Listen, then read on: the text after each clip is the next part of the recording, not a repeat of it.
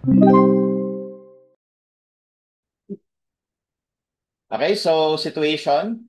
The initial compressive force of a steel column can be determined by using the formula PE is equal to pi squared EI over LE squared.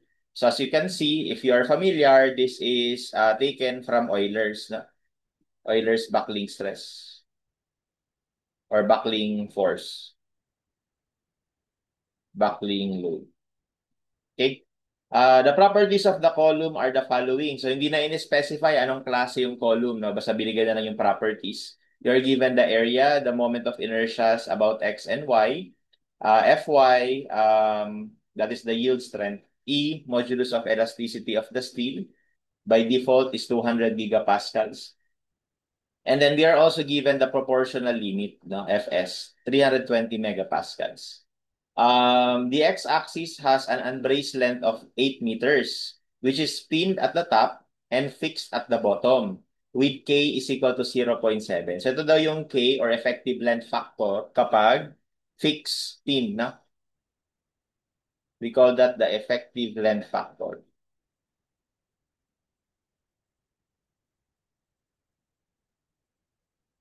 Okay, so for fixed pin. Okay, so just to visualize that, so parang ito yung column natin. Okay, so sa one part fixed sa isang side nakapin. Doesn't matter no kung nasa taas or nasa ilalim. Pwede naman baliktaran yan. Sa pagkaganyan, yung effective length factor natin ay 0.7. Okay, minention niya naman. Okay? And then the length is 8 meters. So unbraced length is 8 meters. To prevent side sway, the y-axis, ito naman, the y-axis has an unbraced length of 4 meters due to the bracing at the mid-height. So sa ano pala, sa y-axis naglagay ng bracing kaya naging 4 meter na lang yung unbraced length niya. So to just to visualize that, no, let's say this is our column in 3D.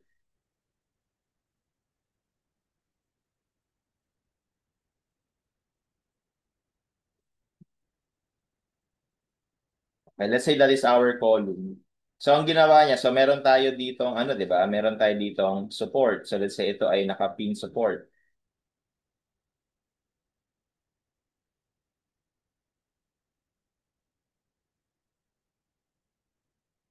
Ayun, naka-pin support kunwari yan, no? Tapos sa ilalim, naka-fix.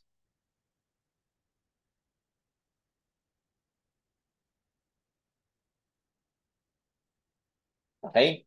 So, ito yung y-axis. Okay, kumbaga yun yung weaker axis. Tapos ito yung stronger axis, yung x-axis.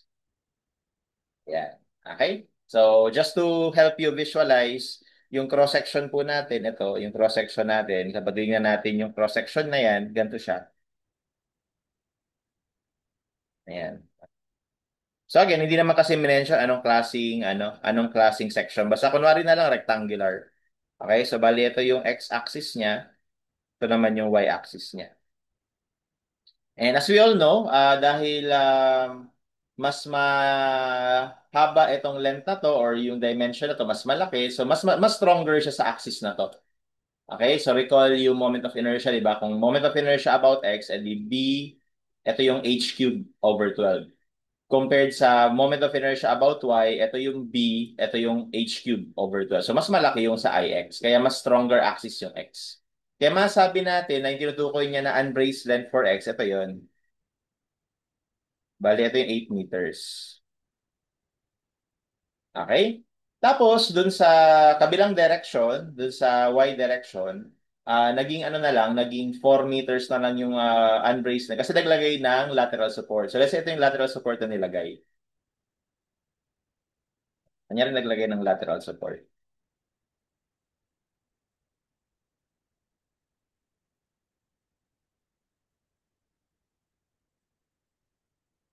Yan. Kanya rin naglagay ng ganyan, lateral support.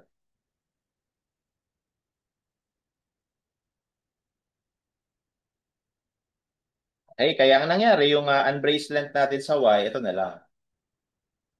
Yan. So, sa mid-height siguro nilagay yun. No? So, bali, ito. So this is 4 meters. Ayan. Okay? So ganyan, no? So ganyan yung idea. Okay? So ngayon, etong unbraced length na 8, no? It is gonna be the unbraced length for the buckling about the major axis or about the x-axis. So kapag ka naglagay ka ng load dyan, no? Load dito. So pwede itong mag-bend sa pagganitong paraan. Ganyan. Ay magbe-bend niya ng pag ganyan.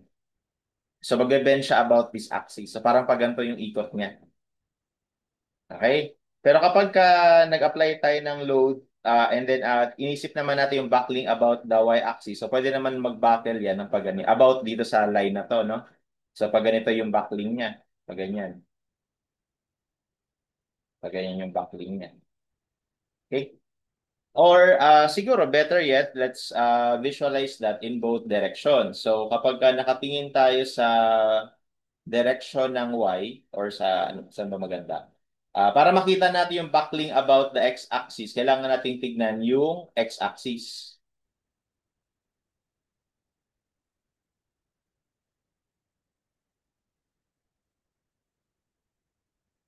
Okay, so kapag dyan tayo nakatingin sa x, kapag dito tayo nakatingin,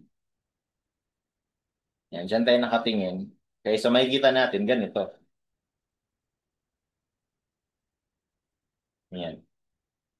So meron dito ang fixed support, dito yung pin, tapos nandito yung lateral support. Pero yung lateral support na yun, wala siyang effect sa buckling about x, no? So ito bali yung y-axis. Tapos yung x-axis, ito, yung tuldok na yan. Okay, kaya kapag naglagay ka ngayon ng load, so ang buckling niya, pag ganito. Ayan yung buckling about the x-axis. So ganyan. Okay, pero pag tingnan natin yung buckling about the y-axis,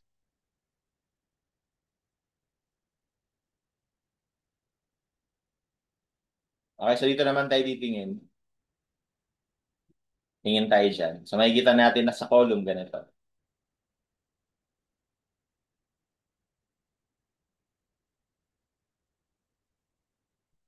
Okay, ito yung pin support pa din.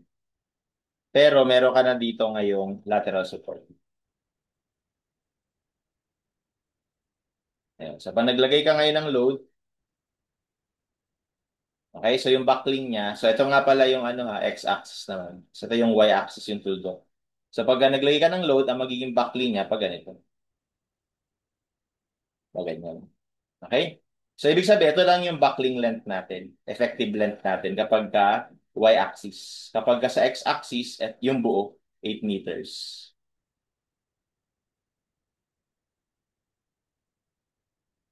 Okay? Okay? So ang tanong sa atin sa number 1, what is the critical slenderness ratio? So pagka sinabing critical slenderness ratio, balikan mo lang ulit, ano ba yung slenderness ratio? 'Di ba yun yung ratio ng effective length dun sa radius of gyration. And it quantifies kung gaano ka-slender yung column or yung compression member. So ang idea lang, the larger value of slenderness ratio means mas slender yung side na yon. Ibig sabihin, dun sa side na yon, mas susceptible ang buckling.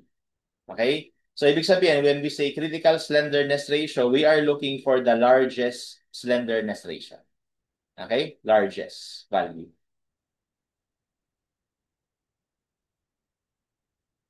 Okay? So, ngayon, kunin lang natin. So, bali, ang K dito, ulitin ko lang, is 0.7. Okay? So, syempre, kunin natin yung radius of gyration, Rx and Ry. So, dito na sa baba. Yung Rx natin, square root of Ix over A. Yung Ry naman, ganun din. Square root of Iy over area. So, para kay Rx, square root of 178.3 million over area, 8129. So, 146.85.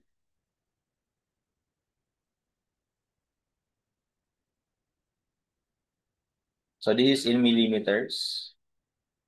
And then for Iy, we have 18.18 yung IY over A. Same lang yung area. So, 48.09. Okay? So, therefore, the slenderness ratio about X is going to be KL over R yan, di ba? Okay? KL over Rx. So, that is, ang K natin, 0.7. Ang L natin is 8. Gawin lang nating millimeters over Rx. 146.85. So, therefore, our slenderness ratio about X would be, so store natin to.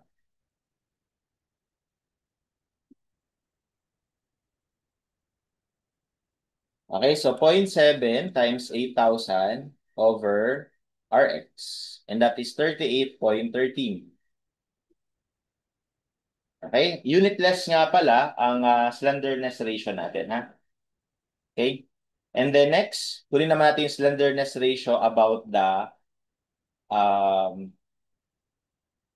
about the x-axis, I mean about the y-axis. Okay? So, bago 'yun, no? Bago 'yun, um alin ba ditong segment? Kasi kumbaga yung y-axis natin dahil doon sa lateral support, nahati na siya sa dalawang segment, di ba? Aling segment niyo consider? Ito bang upper portion or yung lower portion? Again, dahil ang goal natin ay mahanap yung largest slenderness ratio, kasi yun yung critical. Ang dapat mong gawin dito is i-check mo parehas. Okay? Dapat i-check natin parehas. Bali, ito, meron itong sarili niyang slenderness ratio. Ito rin, meron din siya sarili niyang slenderness ratio. So, ganun yun. However, if you would check, dahil same lang naman sila ng length, magkakatalo na lang yan sa effective length factor. So, yung effective length factor dito sa taas, no, mula dito hanggang dito. So, ang idealization kasi nito guys, dahil ito ay pin, no, tapos, ito ay fix. So, syempre, hindi na sila magkadugtong, no? Kasi kumbaga, nahati na sila nitong segment na to or nitong support na to. So, ang idea, kapag meron kang lateral support, we actually assume that to be a pin support. No? Kapag walang in-specify, automatic yun na, na pin support yung idealization natin. So, ibig sabihin, for this upper segment is actually pin-pin. Tapos, ito, fix. So, ibig sabihin, dito sa ilalim, ang K natin, 0.7. Sa ibabaw, ang K natin, pin-pin, that is 1. Okay? So, ngayon, dahil ang hinahanap natin is yung mas malaking slenderness ratio, no? Mas malaki. So, ang slenderness ratio about Y would be, so, dahil mas malaki yung 1 kaysa sa 0.7, definitely, yung 1 yung mag-govern. Kaya ito na lang yung i-check natin. Huwag na to kasi mas mababa na sigurado yan. So, therefore, our slenderness ratio about Y would be 1. Tapos yung length natin, take note, 4 meters lang. So 4,000 over Ry. So yung Ry natin is 48.09. So our slenderness ratio about Y would be 4,000 over Y. So and that gives us 83.18. Okay? And dahil mas malaki ito, compared dito, definitely mag-govern ito. Ngayon, pakita ko lang, sir, paano ko ito yung kinonsider ko? Pag ito yung kinonsider mo, ang magbabago lang, effective length factor dito, magiging 0.7. Pero ipapakita ko sa inyo na mas mababa ito, na mas maliit ito. Ayan, no? 58.22 lang. Kapag ito yung kinonsider mo. So, yun yung slenderness ratio nitong segment na to. Okay? So, dahil ito yung pinakamalaki, so therefore, ito na yung mag-govern. So, therefore, the governing slenderness ratio critical is 83.80. And that will be our answer for the first question. Okay, so letter C. Alright? So, ano bang ibig sabihin yan? Ibig sabihin, sa lahat nito, sa buong column na to, ang kapag ka in-applyan mo ng load, ang unang magbabakel, etong segment na to. Tapos itong segment na to, magbabakel siya about the y-axis. So pag ganito yung backling niya, pag ganyan. So bali, ito yung mangyayari. Ito. Yan yung mangyayaring backling. Okay? Bago pa mangyari ito muna. Tapos sunod ito. Tapos sunod, ito na. Ito yung huling mangyayari kasi Actually, hindi na nga ito mangyayari kasi dito pa lang sira na eh. 'Di ba? Kumbaga sira na yung column mo dahil sa backing na tong upper portion. Yun yung idea. Okay? So, anyway, that's for number one. For number two, compute the initial compressive load. So, bali, ito lang, pinapagamit lang ito. Bali, ibig nga na sabihin dito is yung buckling load, no? Yung term na initial dito, ibig sabihin lang yan, kasi di ba ang idea nitong Euler's buckling load, yan yung smallest load or smallest axial compression na pwede mong i-apply sa column para mag-start yung buckling. Okay? And dahil doon, no? So ang kailangan mo talaga ditong ma-identify, no? So is yung effective length na mag-govern. So i-rewrite ko lang yung sinulat niya. Pi squared EI over yung LE na to effective length yan.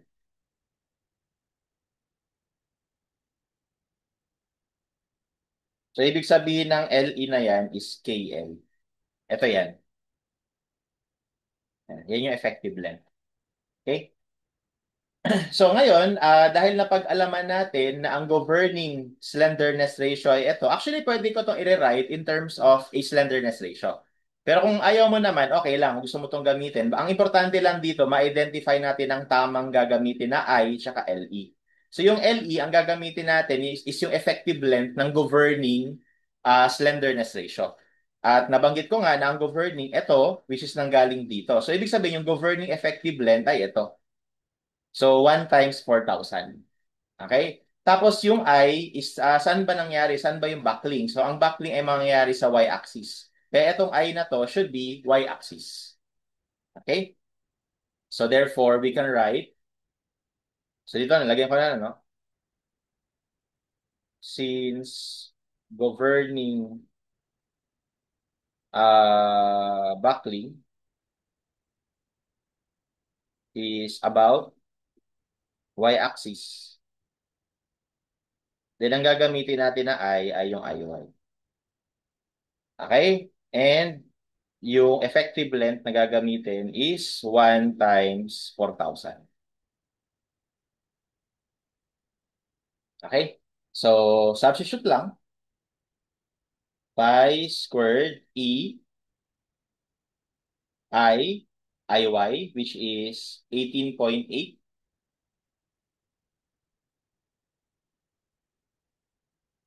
Okay, over effective length squared. So, that is just 1 times 4,000 squared. Okay? And that is equal to, so this is going to be in newtons kapag kinumpit natin. Kasi naka megapascal tsaka mm lahat. No? So, ang lalabas dyan, newtons. So, 4,000 squared. Okay, so this is in Newton. Para maging kilo, divide mo lang ng 1,000. So, 2,319.36. Ayan. Okay, so that will be our answer for number 2. So, that's letter B. Okay, so pakita ko lang no anong pinagkaiba kapag ginamit natin IX. So, kunyari ginamit mo IX. Ano ba yung IX? 178.3. Tapos ang ginamit mo na effective length is yung 0.7 times 8,000. Kumbaga, inisip mo na yung backlink ay mangyayari sa x-axis, no? So, ito yung lalabas na initial compressive load. Okay, 11,222.9. So, ano ibig sabihin? Ibig sabihin, ito yung kailangan na load para mag-buckle siya about the x-axis, which is very large. So, ibig sabihin, yung na-compute natin kanina na 2,319, dito pa lang, meron ng buckling na mangyayari. So, bago pa man tayo makarating dito sa 11,000 kilonewton, dun pa lang sa 2,000 something, magbabuckle na yung column. So, that means, unang mangyayari yung buckling dito sa part na to. At yun nga yung minimension ko kanina. Yun yung idea. Okay? So, that's why, ito yung governing. No? So, nabanggit ko rin na pwede natin to i-rewrite in terms of the calculated slenderness ratio. So, di ba, ang slenderness ratio is just effective length over radius of gyration. So, tapos yung radius of gyration kasi square root of I over A. So, that means if you want to solve for I, that's gonna give you R squared A. So, ibig sabihin dito, pwede nating i-rewrite yung PE to be equal to pi squared E, tapos yung I gawin nating R squared A over LE squared. So, ngayon, yung R na to, pwede mong ibaba, pero naka-denominator. So, pwede siyang ganito.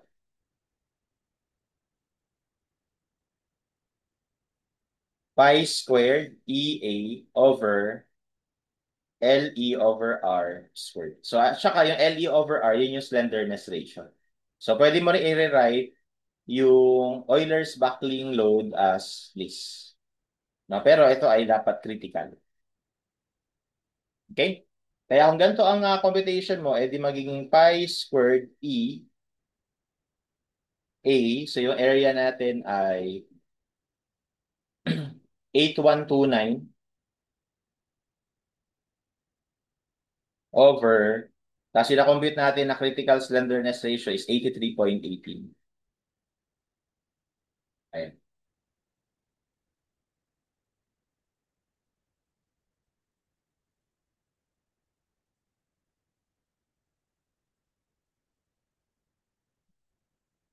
Ito, di ba?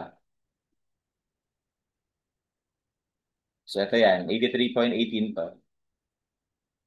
Tapos, ito ay EA na. Area 8129. Okay, as you can see, you will get the same answer. 2319.36. Okay? And lastly, kapag gusto mo naman is Euler's buckling stress. Gusto mo stress. FE yun. So, bali, divide mo lang to ng area. So, PE over A. So, parang ang nangyari lang, ito, di-divide mo doon. So, ano matitira sa kabila? That is pi squared E over slenderness ratio critical squared. So, ito yung ginagamit natin actually sa design code sa NSEP. No? Doon sa pag-compute ng FE. Okay? But anyway, hindi naman yan tinatanong sa problem na to. So, tinatanong lang is yung initial compressive load. Okay? So, pwede rin ganun. Now, for number 3, what is the minimum length that will not exceed the proportional limit? So, actually dito, ano daw yung length na kailangan para hindi siya mag-exceed sa proportional limit? So, bibigay na proportional limit, di ba? So, bali ang gagawin natin, we will still use the Euler's buckling load, pero yung load natin, ililimit lang natin do sa proportional limit. Kasi kung mapapansin, yung proportional limit is only 320 megapascals. So, paano ba natin makukuha yung load sa proportionality limit? So, yung load sa proportionality limit is just stress times area. So, yung stress na gagamitin natin is yung proportional limit na stress. Kumbaga, ito yung force, equal lang siya sa stress times area.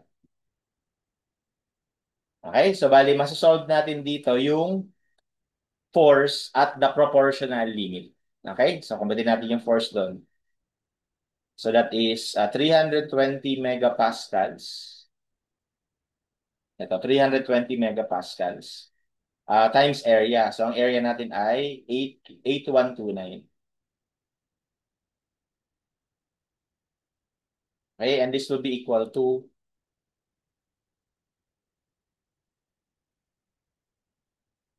okay, 2,601.28 kilonewtons. Okay? Now, to compute the length required, once again, napag-alaman natin dun sa unang analysis natin that the most critical segment is this segment. So that means, ito pa rin yung gagamitin natin na segment to identify ano yung magiging required length. Kumbaga, sa third question, tinatanong tayo, ano yung maximum length dito na kailangan para hindi niya ma-exceed yung proportionality limit. Kumbaga, gusto mong i-redesign, parang gano'n, na hindi siya masyadong mahaba, para hindi siya masyadong slender, para kumbaga, meron kang somehow factor of safety to against buckling. No? So, kukunin natin yung length na yun. So, lagay ko lang dito. Uh, pin, backling about y-axis. Okay, so we know that k is 1. And then we don't know the length. And then yung I natin, syempre IY. Okay, so using the given backling load formula, ayan. Okay, so we can rewrite this as, eto, isiset natin na yung proportional load, no? Proportional limit na load. So we will say that this is 2601.28. Gawin lang natin tong Newton kasi pagka sinabshoot natin yung mga values dito, megapascal and mm, naka-Newton yan. So we will have equal to pi squared E. Tapos yung I, so we know na ang gagamitin natin is yung IY, that is 18.8 times 10 to the 6 over, yung K natin is 1, tapos times L. So baga i-resolve natin tong L na to. Okay? So we can solve for the required. And that would be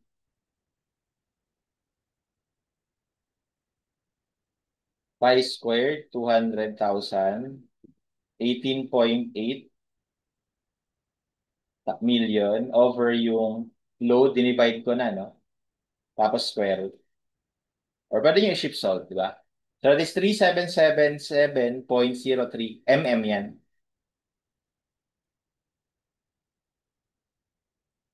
Okay, so or in meters, that would be 3.78 meters. And that would be our answer.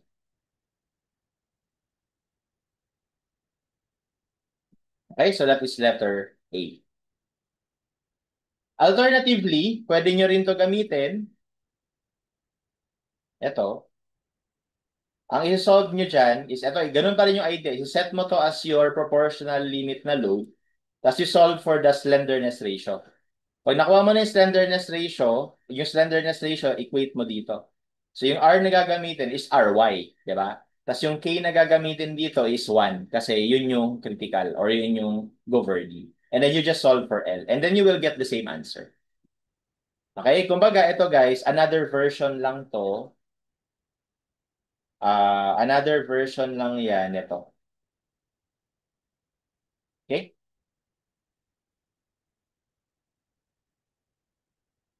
And that's how we solve this problem.